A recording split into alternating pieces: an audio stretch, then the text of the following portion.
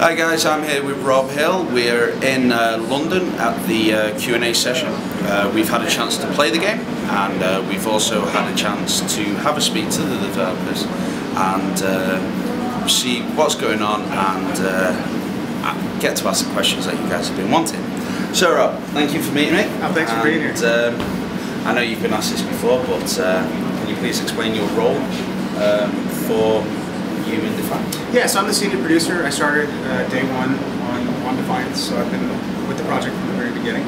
I helped develop what the game was going to be and why we were building it that way, and really working on the multi-platform that you see over here with the PlayStation, the Xbox, and PC.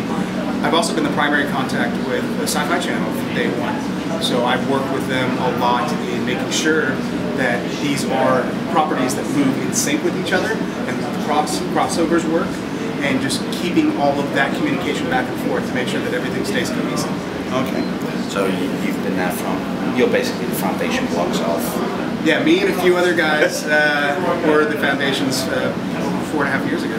Okay, right, with you releasing the Shadow War developed diary not so long ago, we have seen your insight into open world PvP and how that will work. How big of a role will vehicles play in, say, Shadow Wars? Well, they actually will play a big role. You'll see a lot of vehicles that you won't normally see in the standard game. For example, the Cerberus, which I believe we discussed in the developer diary, which is a multi-person vehicle. There's a driver, there's a person in the passenger seat who does a forward-firing rocket launcher, and then there's a person in the back with a machine gun, full 360 machine gun. So those two play a protective role when the guy who's driving just runs over people. And they're used throughout the zone. There isn't an actual restriction on where the Cerberus can go, or right. They were primarily useful in Shadow War, and they will time out with the Shadow War. But you can drive them pretty much where you want to. But they're mainly used for Shadow War and for our self-contained competitive maps. Okay. Now, with it being in just Shadow Wars, are they bought as a skill? Are they randomly spawned? They're randomly spawned. They're randomly spawned. Yeah, so anybody can come across it, and then anybody can get into the vehicles with the person that decided to drive it. Okay. Now, will there be? Will the vehicles be customizable? Will you be able to have your own upgrades and such for them, or is it just primarily it's spawned with that loadout and it'll stay that loadout? For the Shadow War? For the Shadow War. For the Shadow War, it stays with that loadout. Okay. Yeah, and we will be introducing new vehicles into Shadow War that will be different from the Cerberus. That's just the one that we've talked about so far. And will there be? We've seen the ATV for the PvE. Will there be upgradable versions of that? Yeah, we haven't gone into too many details, but yes, there will be some customization. We already have talked about the fact that you can tint it. You can buy tints from merchants and things like that, so you can customize it that way, the colors that you want, things like that. But you will be able to alter some statistics further into the game. You've said there's no classes in the game, that it's all going to be skill-based and such. Correct. How is one character going to differ from the other? Well, you do start with what we call a role. It's not essentially a class, but you will start with a couple of different weapons, whether it's a sniper weapon and a submachine gun, or it's a shotgunner with a pistol. So you start with what we call a role, and you'll have your power, whether it be stealth or blur or overdrive or that kind of thing. But as you progress, you will get points, ego points, that you can put into this grid that we have, and you can decide how you want to spend the points in that grid. And some of those support specific type of weapons, some of those support the powers themselves, and you can decide how you want to spread through that grid. If you want to focus on one corner on a specific power, you can do that. You can decide to spread amongst the other powers as well. You could do it equally. You'll never be able to fill out the entire grid, so it'll kind of not dictate a class, but a role that you really like to play. Okay, so there's not so much as a level cap or a point cap, which will point you in different directions that you will go.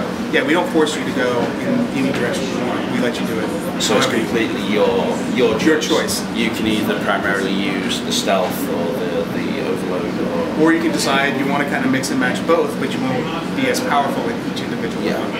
But you can't take more than one base skill. No, you can. You can? Yes, you can. You equip one or the other. Yeah. Yes, right. Correct. As you go out in the field, you have one or the other. You can't have all three and activate all three while you're in the field, so you choose what you want. Okay. Right. With us speaking to you at Gamescom and speaking about crafting, and you saying that it wasn't in the game, have you rethought that, or have you decided to implement it, or have you decided to keep it out? It is out for launch. We do have kind of a system, which we haven't talked about yet, where you are collecting minerals from dead NPCs or through missions that you can trade in with specific merchants to get them to give you something. Yeah. So it's not a traditional crafting system, but we are talking about a crafting system post-launch in one of our download content. Okay. With a lot of focus on guilds and clans. Yeah, we call them clans. Okay.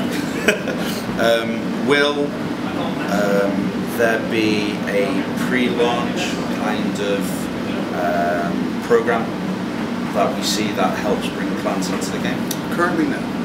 No, that is not part of our pre-launch public relations program.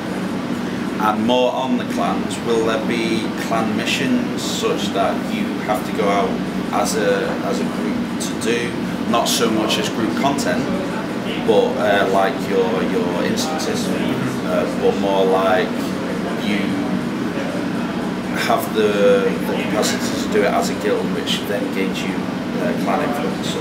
At launch, no, but that is one of our early download content ideas. It's already part of the plan.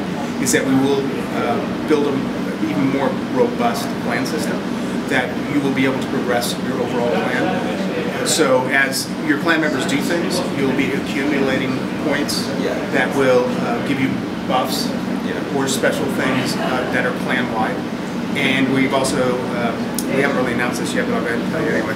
We will have plan versus plan kind of situations. You can decide you want a rival clan, and anytime you see them, just that would be awesome. So it's more open PvP, but not in an open PvP instance. Sort of thing. Sure. Awesome.